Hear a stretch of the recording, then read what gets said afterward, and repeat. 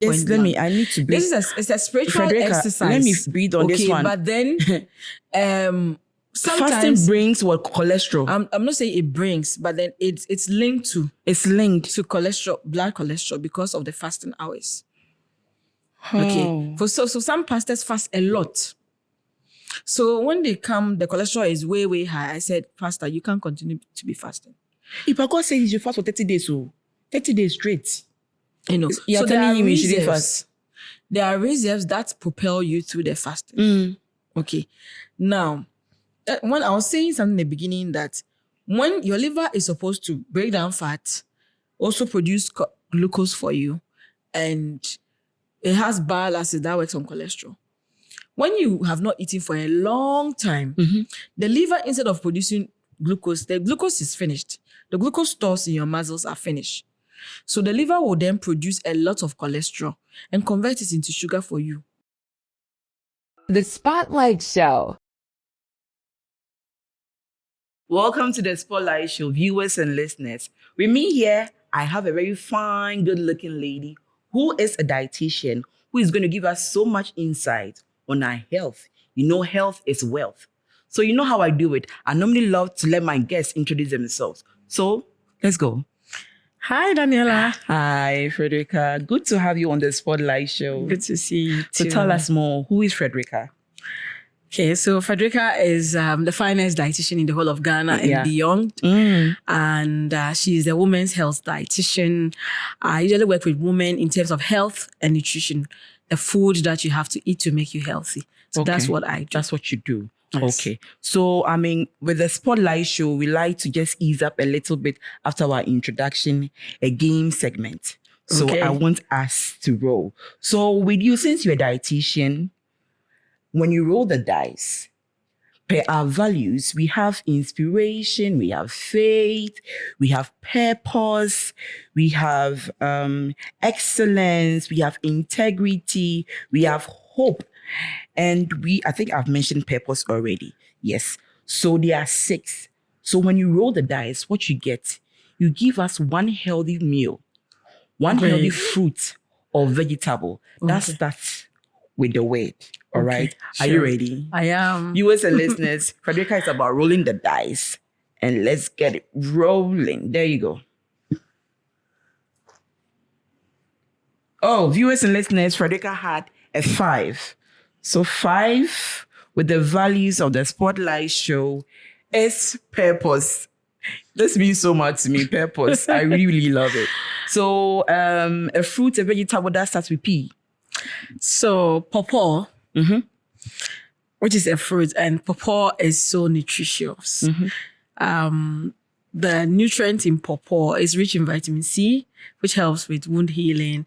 It also has a papain that also helps with wound healing. And then it also have fibers that helps with the bowel. Also, the pawpaw seed is anti-inflammatory and antibacterial. So I love pawpaw so much. Okay. Yeah. So, and then the vegetable, maybe purple cabbage, because I love purple cabbage a lot. Oh, what's purple cabbage? So it's a cabbage, but it looks purple. Ah, that one. Okay. It looks like, the color is like beetroot. Yes, but it's a bit lighter than beetroot. Is more of wineish. Okay. But that one is really purple. Does it taste just like the normal cabbage? Yes, it does. But just that the color is different. The color is different. But when you add it to your meals, it makes it look different and it makes it exciting. Okay, yes. I see. But you may mention about anti-inflammatory and it speeds up healing. So it means that women who normally go through delivery, C-sections, as everything is said, that when they take pawpaw, it can speed up the healing. Exactly. It can speed up the healing of the wound. It can help with free bowels because it's a suture. Okay. And when you go onto the WC and you have constipation, you have to try to push harder and then it can open the wound. Oh, okay. Because you're putting a stress or a strain on the wound. Okay, so pawpaw helps you to free your bowels easily and it helps with the wound healing because it's rich in vitamin C. And then the papain in the pawpaw also help with wound healing. Okay. Yeah. So does it mean that it can be taken either smoothie wise or raw? Yeah, so you can take it raw, like cut fruit salad, pawpaw. You can take it as smoothie. You can even add it to your vegetable salads. Okay. And in some countries that I've visited, they cut unripe pawpaw into their soup. Unripe pawpaw into their soup? Yes. Interesting. I think I will inculcate that into my diet. You have to. Our acquire You the love taste. it. Our acquire the taste. You I'll give it love a it. try. Yeah. So let's just do another session of the game. So you roll the dice again and let's see the number you get. Number 4. From 5 to 4. Interesting. So number 4. Oh, hope. Hope. Yes, H. Hope. So, a fruit that starts with H. Yeah. Most of the fruits that we have here do not start with H. Okay. But there's a vegetable. It's pepper, habanero pepper. Habanero Pepper. The green big pepper. Not the bell pepper, but the small ones we use normally in our home. It's called habanero pepper. And it can be very spicy and it can irritate the gut if you take a lot of that. Habanero pepper. So Yes. you mean we call it the one that we call it papushito? No, those ones are bigger than papushito. The one on the normal market, the green pepper, is The bigger long than one. No, they are bigger than the papushito. The normal ones we've been seeing on the market nowadays, which are bigger than the papushito.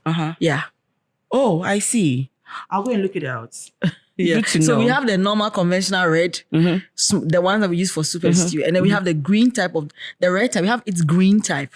Yeah. And they even have the, how do you call it? The yellow type and then the orange type. Some people call it Scotch bonnet. Okay. But the name is habanero Scotch what? bonnet. Bonnet. Yeah. Interesting. So we've had some spice, some pepper, some cabbage here and there, pertaining to the spotlight show values, the H and the what? The P. And then the P. All right. So, Fredericka, most women go through a lot of depression based on what they've been through, their pain, sometimes postpartum depressions and all that, anxiety and all that. But do you believe that our health depends on what we eat? Hence, can you tell me how depression can lead to weight gain or weight loss? Okay, so depression, it's something that, or even stress. Depression is a stress. Okay, it's something that affects weight a lot, both weight gain and then weight loss, and it depends on everybody. And everyone or the body takes the depression in a different way. How the person. So if I'm depressed, my body can read it in a weight gain manner, and then for somebody to can read it in a weight loss manner. Okay. Now, let's start with the weight gain manner. When the body takes depression in a weight gain manner, what happens is that the person does emotional eating. Yeah. Because the person is depressed. Anything you see, you just pick and eat. Because you want to eat to kill your depression away, or thinking that when you eat, that thing goes away. So people get that impression and they eat a lot. That is emotional eating. Then also, they get increased cravings. Okay, when they are stressed or when they are depressed, they get increased cravings. So then things that they will not usually crave for, they start craving for them. So when I was in school, I had a senior colleague who was depressed. And she had depression. She was on medication. But when the thing comes, she can eat ice cream the whole day. Hey, asking when her depression comes, she can eat ice cream the Every whole time, day. yes. She can eat ice cream like, those times 200 cedis was big money. She can eat ice cream like worth of 200 cedis. Such that even if she doesn't have money, but she has to go and Borrow money or go and credit it from the school shop. And she'll be sitting in some corner and she'll be eating the ice cream. You understand? And all the foods that they crave for are sugar or good feeling foods that makes them gain weight. So they crave for toffees, they crave for sugar drinks like Coke and all that. They crave for ice cream. And the other thing is that when people are depressed in the other side of weight gain, they feel down. They don't feel like doing anything. Yeah. So they are mostly sedentary. They are mostly either lying down or seated or sleeping. They don't do anything. So they don't also use energy. Okay. You understand? And what happens is that if it is weight loss Then it's the opposite, because then the person suddenly doesn't feel that anything is important. She doesn't feel the reason why she should eat. She eats. So now there's no emotional, there's no increased appetite. So loss of appetite, loss of interest in any food. Okay. They would also, because they are not eating, they don't have the energy. So they'll be fatigued, and then they lose more weight. You understand? Wow. So that's what happened on both sides. Wow. So anybody can, you know, have a depression either in weight gain, or when I'm stressed, I gain weight. When somebody else is stressed, she loses weight. And depression or anxiety or whatever, it's a stress. And stress has been known to increase weight gain a lot. So for me, as a professional, I don't do weight gain just with foods and eat this, don't eat that, go for jogging. No, it doesn't work like that. For some people, when you come, the root of your problem is stress, is depression or work stress, anything stress. Maybe you're not even sleeping at night. That is alone a stress. People have insomnia, they're not sleeping. That can make you gain weight, because you see, when you are stressed, the stress hormones determine what you should be hungry for, what food you should taste good in your mouth, and all that. So it's like God designed it as a wire in our body to tell us what to do and what not to do. And honestly, so stress is not a good thing. And anybody battling weight loss, the fundamental key is that the stress must be tackled. And that's what I do. But do you also believe that peace of mind too can make one gain weight? Oh, yes. So it's at the boost, that is both extreme ends. Okay. So they are all called stress factors. Okay. Peace of mind can also be stress. Yes. Because how can peace be stress? I'm telling you, because the body was made in two parts, just like we have bad stress and good stress. Okay. So extremely happiness, extremely sadness. We have, this is more scientific. We have the nerves in our body that controls everything. We have the sympathetic nervous system and we have the parasympathetic nervous system. So in our brain, these two areas are there. Okay. The parasympathetic nervous system is the feel good or happy mood area in our brain, side of the brain. And then we have the sympathetic, that is the stress side of our brain. Now, every time you are supposed to switch in between that. So you can be happy, you straight to parasympathetic. You can be relaxing on a vacation, like anything happy, you're in the parasympathetic mode. Then the moment you get angry, you switch to the sympathetic. Yeah. And all the sides control all the organs in our body. Wow. So for example, if you are stressed, your body will shift to sympathetic. And sympathetic has organs that it controls. It controls your eyes, it controls your saliva, it controls your kidneys, your liver, and everything. When you are in the stress state, somebody is angry, you realize that the person's mouth is dry because saliva is not being produced. On that note, let me drink water. My mouth is dry. Are you stressed? I'm not stressed. So that's what happened. So your liver is supposed to work on glucose and release it into the body. When you are stressed, the liver is the same thing, the same organ that is breaking down fat and cholesterol and all that. The liver will stop breaking down the fat and go and produce cholesterol to prepare sugar into your body. Wow. Yes. So I can tell you for a fact that it's a fact, or it's peer reviewed. It's a research that stress increases diabetes, hypertension, and all that. So for most people in Ghana, they are stressed, they are BPs, and it's not about stress all the food that increases what diabetes. Oh yes. Enlighten us. And hypertension and all that. Please enlighten us. Because that's how I'm saying that when you are stressed, it controls everything that you are supposed to be doing. So now, let's go to that side. How the metabolism takes place. Okay. When you are stressed and it is affecting weight gain or weight loss, we have two hormones in our brains that controls our eating. We call it ghrelin and leptin. Ghrelin is supposed to make you feel hungry. So when you are hungry, it is ghrelin that tells your brain that, Charlie, we need food. Okay. And then we have the leptin is satisfaction. Yeah. So if your stress goes to switch on the ghrelin, you'll be eating like nobody's business. You'll be eating and not satisfied. You understand? That's where emotional eating comes in. People are eating a lot and all that because the ghrelins are high. Then we have the leptin. When the leptin is switched on and the ghrelin is off, you be when you eat something so you're satisfied. And that is why some researchers has even gone on to say that when you're eating, eat slowly because it takes 20 minutes for the leptin to be switched on.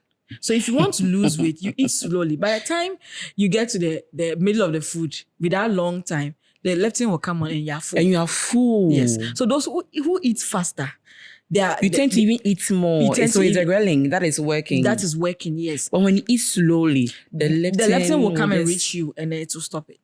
So it has nothing to do with eating and then drinking water. That's another side. Oh, okay. That's another side because water keeps you full. But Fredericka, do you believe that we musicians or artists shouldn't be drinking chilled water? Because I don't know whether I should call it a myth that when you drink ice water or you take ice cubes, it would suck off your voice and you can't sing so well. I mean, is it true? I am not a musician. I'm a scientific person. Yeah. And it's not evidence-based. Okay, we work with evidence-based principle. Now, the reason being that it can happen because some people have sinuses. And when you eat cold stuff, it affects your sinuses. So from your throat, your pharynx, your nostrils, all those linings there, when they become cold, you can get an inflammation in your sinuses. That's when you catch cold, you have flu, and that affects your voice. 3 days ago, I had flu and it affected my voice. Oh, you understand? Okay. But drinking the water, getting into your stomach, that one, the body has its own temperature. God created the body like a fridge. If you put hot food in the fridge, it will turn cold eventually. Yeah. If you put cold, it will also become cold. So we have the body's core temperature. When the food gets into your stomach, it will assume the temperature of the stomach. Okay. So if you put hot food in your stomach, what happens? Because the stomach is hot, then you get scalded in your intestines. No, because the body has its own temperature. So it will regulate it. Interesting. Into what God made it to be.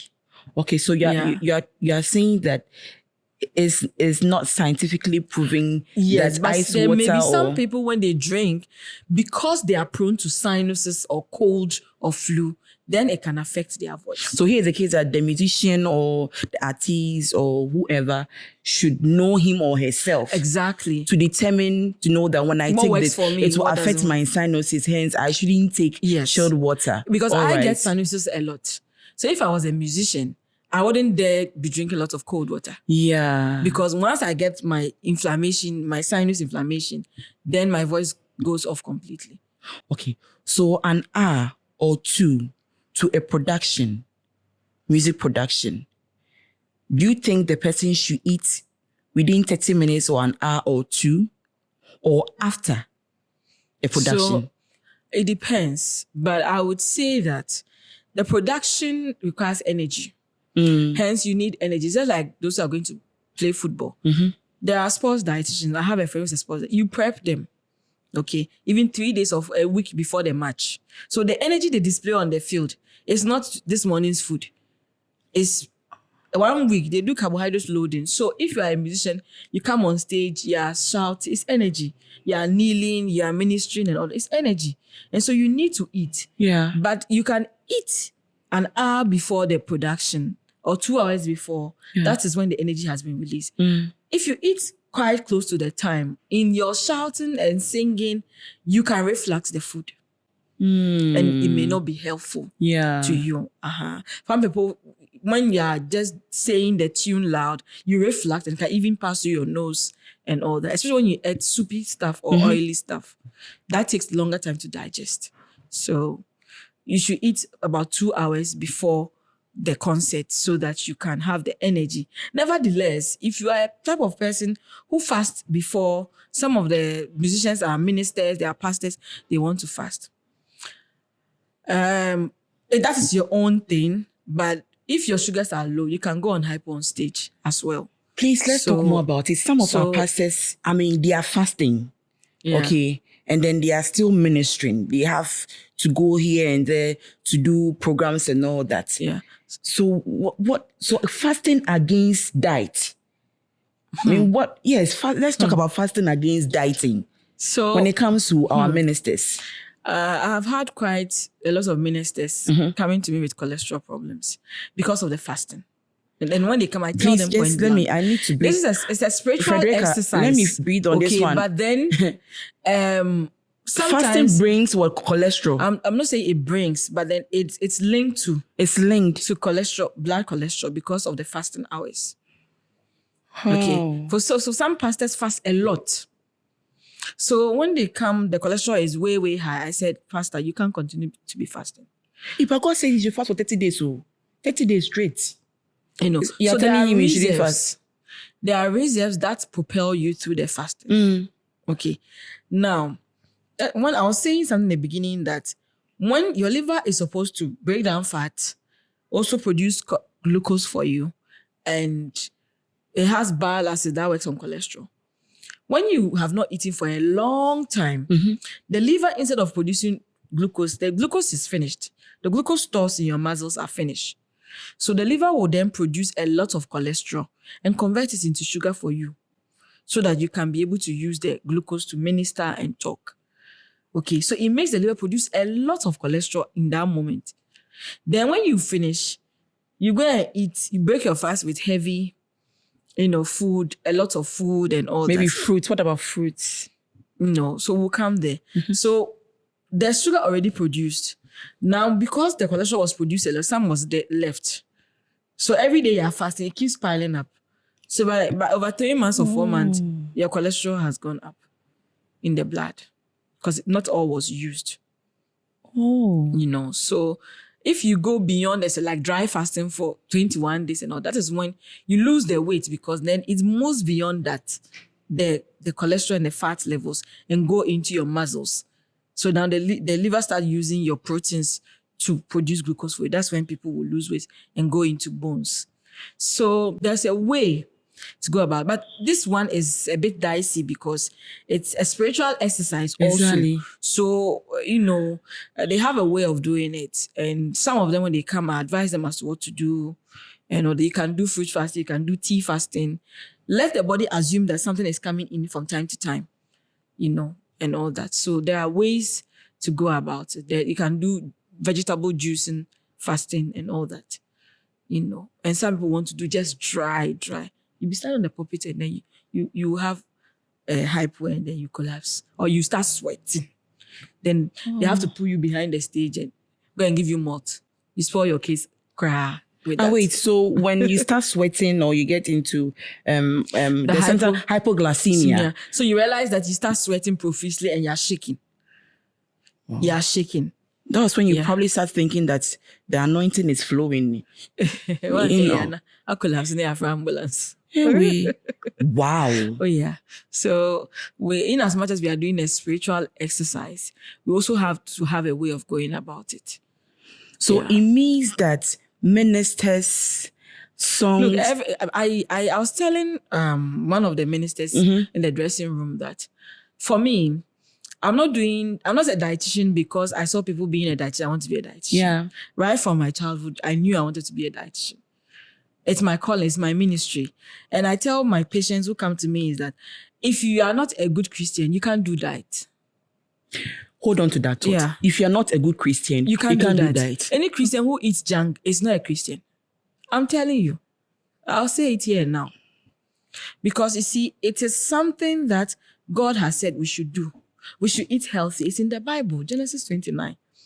You understand? And you're not eating healthy. The discipline alone to face that test. Junk food is a temptation. It's a sin. So the discipline alone to avoid that, you should be a Christian to be able to do that. Yeah. Fredericka, please. All those who are producing junk food, they are not Christians. Hold on to the thought. This is a spotlight show. I'm your host, Daniela. Let's go for a commercial break. Hi, my name is Daniela, CEO, founder, host of the Spotlight Show. And I want to use this opportunity to wish you all a very, very Merry Christmas. I hope you all take very good care of yourself. Let's try and eat healthy and know that Christmas is a time of sharing. So make sure you share what you have and have a responsible fun. See you next year. Bye. The Spotlight Show. Viewers and listeners, welcome back to the Spotlight Show. I'm your host, Daniela, and with me, I have Fredericka, the dietitian. So, Fredericka, before we went on the commercial break, we were talking about fasting. Yeah. So, there's this one fasting called intermittent fast, and I don't know, there's another one, keto. So keto is not a fasting. Okay. It's a diet trend. Okay, diet trend. Okay. Yeah. And then a type of diet. And then intermittent fasting is also a type of fasting, but it's also a diet trend or a diet type. Now, intermittent fasting now has been well researched, and it is evidence-based that it helps in managing a lot of conditions, including even weight loss.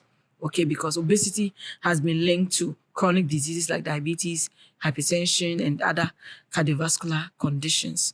So intermittent fasting has been shown to be helpful. Keto, on the other hand, has a weight loss effect or consequence, but that is not the intended purpose. Keto was a diet developed for people with brain injuries. Keto, brain injuries? Yes.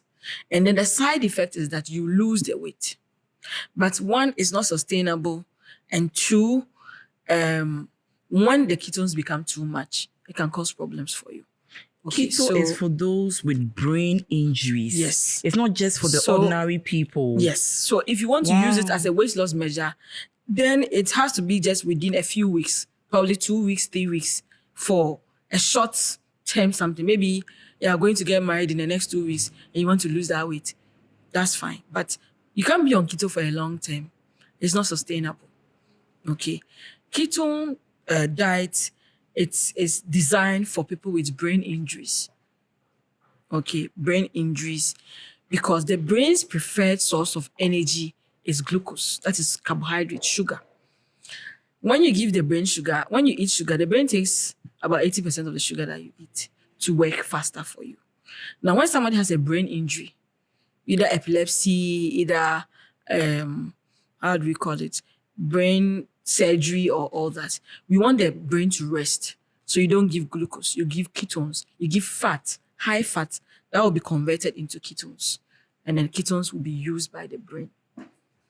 Okay, so you cannot be on it for a long time. And the side effect of that is that you lose the weight.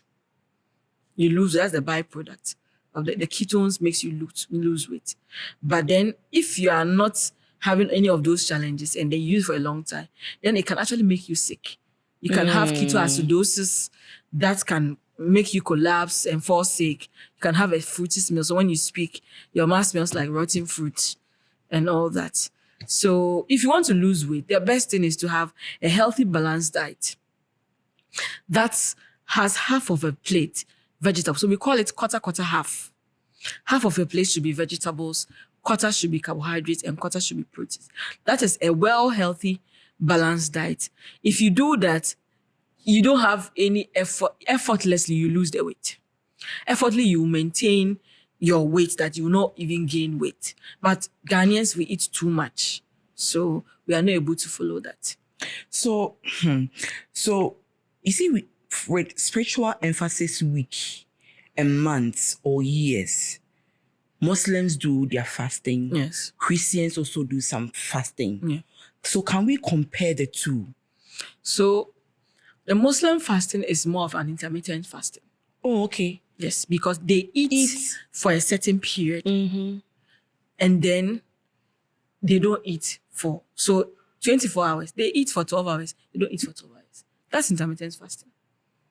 So before the fasting comes, there's a fuel. So they eat around, I stand to be corrected, they eat around 6 a.m.? 6 p.m.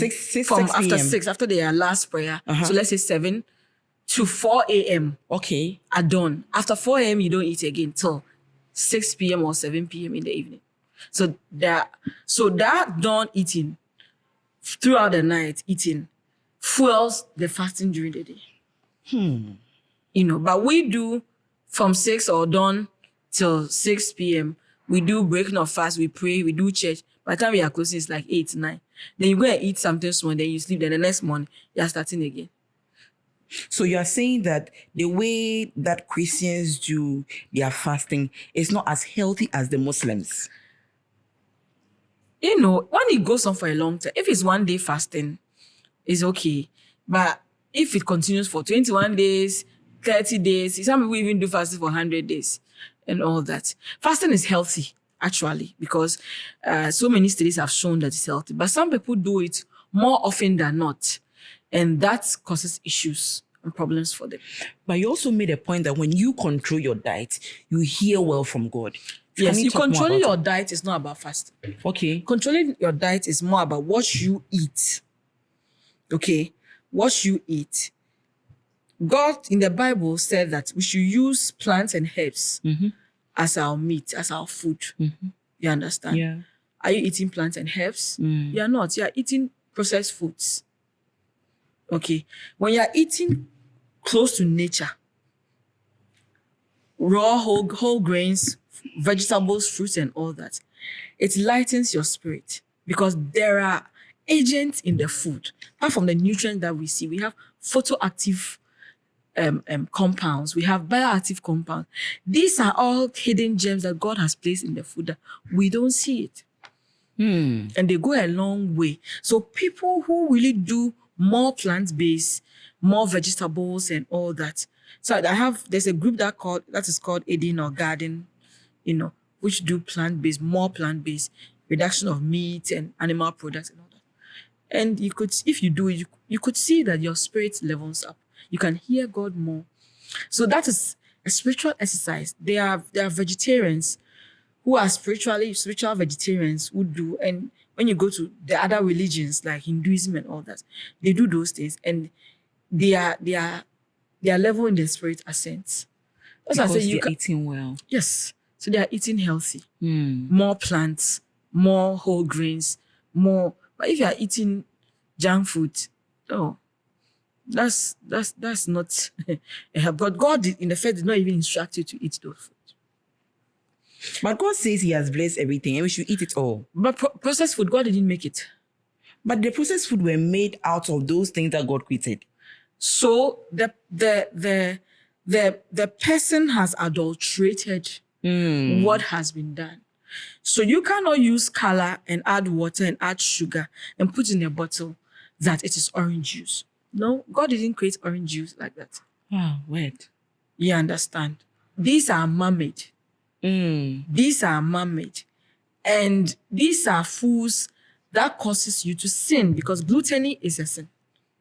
When you gluttony is a sin? Yes. Eating too much is a sin? Yes, and those foods makes you eat too much because they are processed and what the agent in it makes you more hungrier and craving for them. Wow. So I'm telling you, the food is a weapon that the devil is using against us. We don't know. The food we eat is a weapon that the devil is using against us. This is really, really enlightening. So you're eating processed food. You are not going to think right.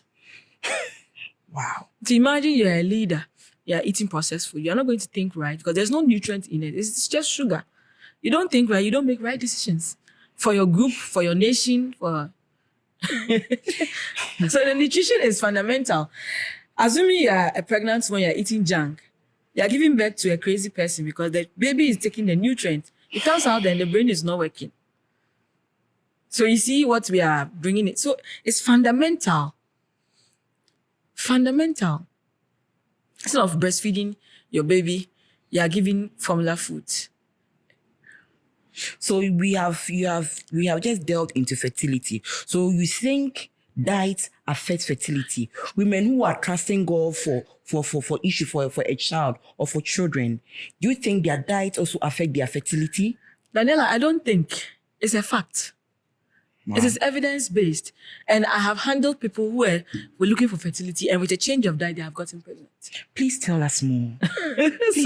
So now I'm saying that is the fundamental. Look, nutrients in food is the fundamental of this world. Because a human life, when your baby is in your stomach, what does it eat? Does it eat banku? No. All right. It is what you eat, the nutrients that builds the baby for it to come out. So if the nutrients are bad, you bring back a bad human being. Okay. And we as women are the resource of life. We produce. You cannot give what you don't have. You give bad because you have bad.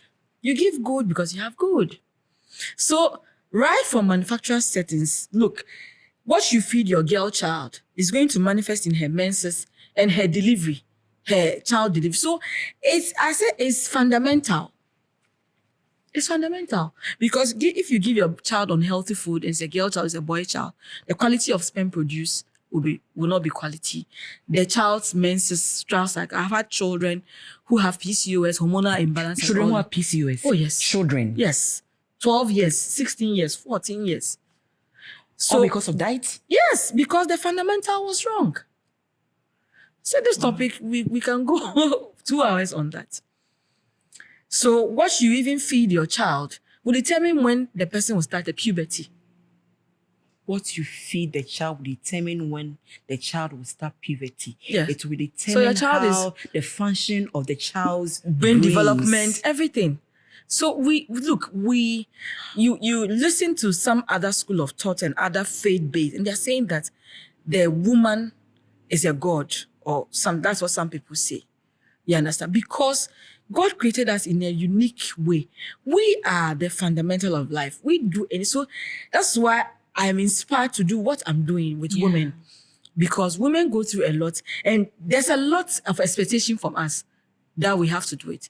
If you don't groom your child well, your boy child or your girl child well, physically, hormonally, nutrition, whatever, it affects everything.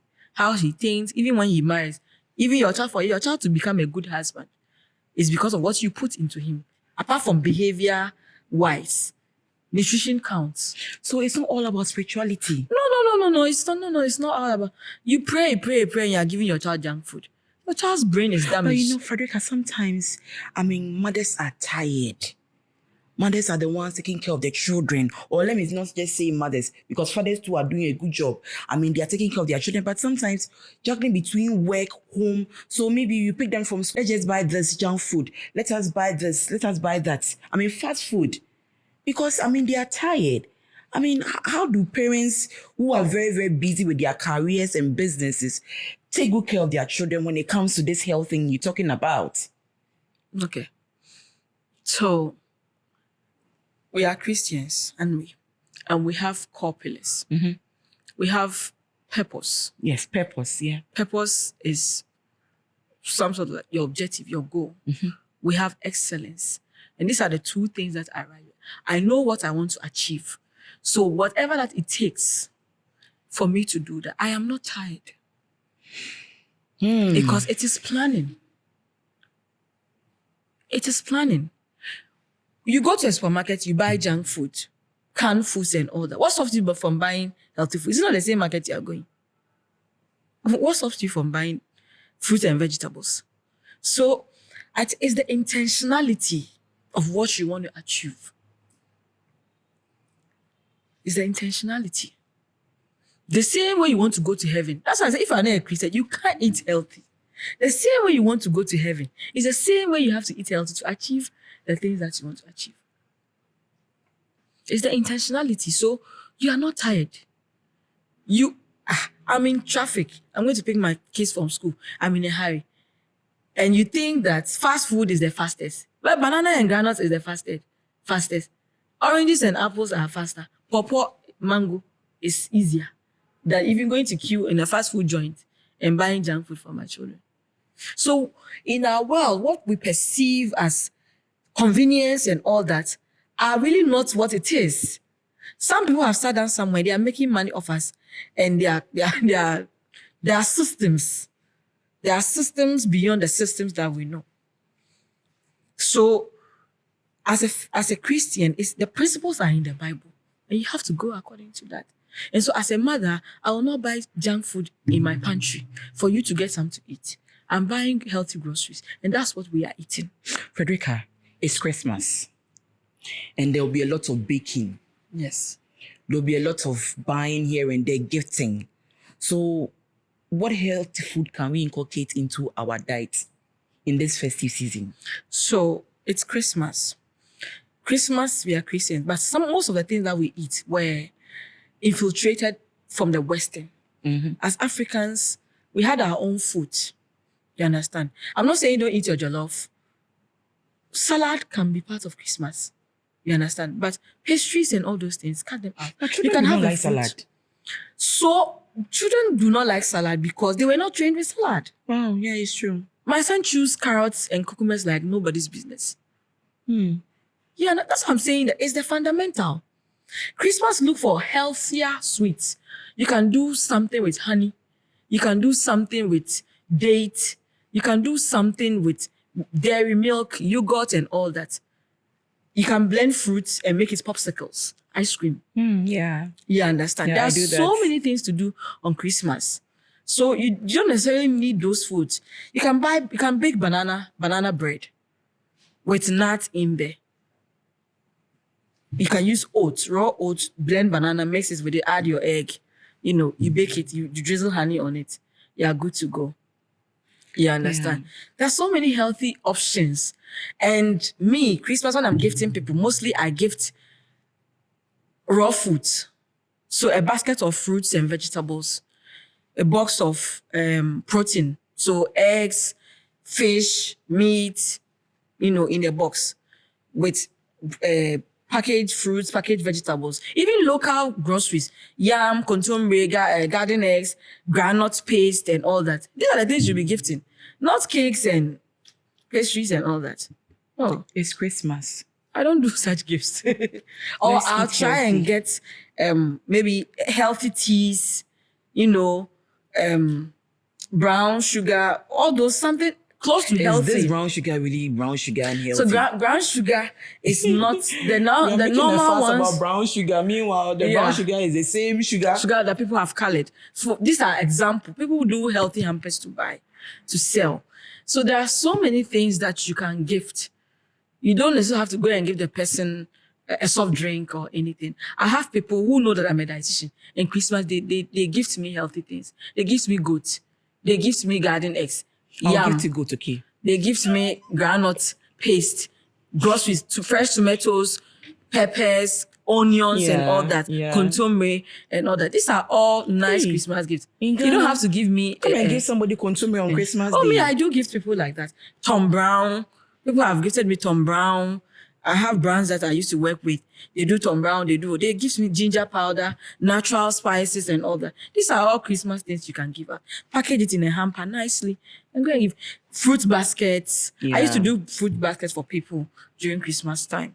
And then you add the favorite other fruits, nicely. Put a gift card inside and then you send it. You don't need to send a person cake and pastry and all those things before the person will see that. So the topic of fruits, what is the truth behind do not drink your fruits but eat them? So when you drink your fruit, it's pure sugar that you have squeezed out because fruit contains sugar. I've Fructose. blended it all. Yes. If you blend it, you see there's fibers in fruit. And this fiber goes along. When I was talking about pawpaw, I said something that it helps with our gut. You have free bowels and then it also feeds your gut microbacteria. When you have blended it, you have broken the fiber. Some people even sieve it and have the water. That's pure sugar you're squeezing out. Oh. So you don't get the fiber. We need you to get the fiber. And that's why it's not good to be juicing a lot. But eating the whole fruit, it comes with everything. So when you blend with everything, it's better than juicing it. Yes. But some people like juice and also eat the whole. So, but if you are fond of juicing a lot, try eating whole or even doing smoothies. Smoothies also have the fiber. You understand? But if you are just juicing pure juice, then there's no fiber in it. That one is just pure sugar. So you should blend and juice less and then also eat the whole. Yes. So you fruits. eat orange. You are going to eat the fiber in the orange. You drink and then eat the fiber. But if you do squeeze orange, it's purely orange juice you have squeezed and sugar and some vitamins, But the fiber carries more weight and that's a lot for us. Wow, Fredericka, I think you've enlightened us on so many things. And how can we locate you, your social media handles and all that? So I am everywhere. I'm on Instagram. I'm on Facebook. TikTok, just preaching the gospel of healthy eating. And I use Finest Dietitian for all my social media handles. So if you go to my page, you can follow, you can send me a DM. And also I do corporate health programs for groups. So corporate bodies, institutions, clubs and all that. We give healthy eating talks. For women, we do women's health, hormonal balancing, menopausal. Look, healthy eating can make you feel great about everything. Like every condition that you're expected to have, if you eat well, you go through menopause seamlessly and you will not even feel any symptoms. So these are the hidden gems that we do not know about. And so for lack of knowledge, my people perish. Yeah. We make the things suffer us. Meanwhile, we can suffer it. You make the thing suffer. Exactly. Meanwhile, we can because suffer when I it. had my breakthrough, I realized that look, there's no. I used to have premenstrual syndrome. I have pain. So imagine I had my menarche at the age of 14 and I've been having painful menses. You had a menarche at the age of 14? 14 years. And I was having painful menses throughout till 2021. How many years? And then God opened my eyes to see that if I eat this and that and that. At the time I was a dietitian, but I was not really practicing what I preach. But when God opened my eyes to that, and now I can have my menses and be jumping around. I don't even feel that it's coming. So that alone. Diet also results in menstrual pain. Oh yes. When you are eating junk, so we are there and then we think that everything's supposed to be normal. So it's no. That because you're a woman, you're supposed to suffer this. It's because you are deficient in something. And that is why you're suffering. Lack of knowledge, my people really perish. Yeah, so that's why God and you said have shared so much knowledge about her. But because you are just about living, I'd like to know, is alcohol good? Alcohol is not good. Alcohol is not even a little bit. So studies have shown that even those who take the little bit are the ones at more risk. Today you are blowing my mind. Yeah. Like the person is against small wine. Yeah. Wine.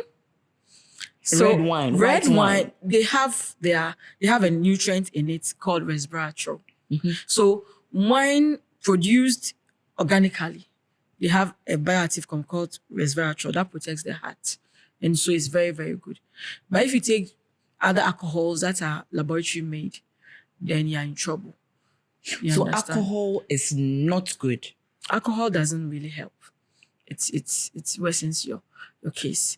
But do you know there's a part in the Bible that says that we should drink, but we shouldn't drink excessively as time to be corrected? Yeah. And that's why, so you don't drink high percentages that will, make you misbehave and all that. But then also, if you have, so that comes to the excessiveness because then it's going to affect your kidneys, your liver, and all that. So see, that's what I'm saying. If you are not a Christian, you can't eat healthy because everything is in the Bible. I don't even have to talk too much. So when you come to my consultation, I'll ask you first, what is your faith? Yeah. Then I'll use your faith to let you. By the time we finish the program, you have become a solid person. But is there any fast way one can lose weight? There's no fast way to heaven. The broad way does not help. The narrow way. So there's no fast way for you to lose weight. Yeah, you have to work for it. The same way you made the weight come, the same way you have to let the weight go. I used to have weight. I come from a family that my father's family they have weight, and when I did this program, it changed my life, and I decided that I'm never going to be like my family.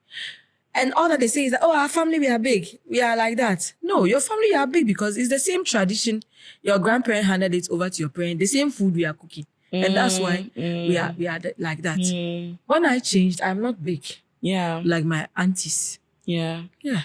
So it is all these things are. But some women believe in some insulins and some injections and all that. So these are medications that research has brought. And it's indeed helping people. And I'll say it here and now that you need a professional guidance when you are on those medications. And you do that? Yes, I do that. Okay. I have successfully handled about 8 people on the medication. So You need some people, because they see it online, they want to do it, or they go and buy it. And no, you have to get a professional guidance. Otherwise, you hurt yourself, or you develop something that is not supposed to be so. So is this really that, or you have to add some level of exercise and good That's why I diet said to that it? there's no fast way to lose weight, because even when you are on the weight loss medications, GLP-1 and all those The Mounjaros GLP-1s, and yeah. all those, you have to eat healthy and exercise. That is it.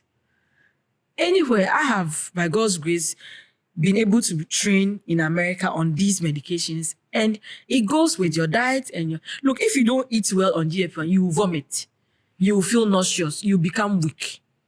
If you don't eat healthy, it will throw you off balance. And people think that because it's just injection, I don't do anything. I eat whatever I like and I go and take the injection. It doesn't work like that. And then the last time, even when you came home, we were talking at home, you mentioned about the fact that it can even give you some level of constipation and all Yes, that. it can give you because so then you have to eat fiber to make you have free bowels.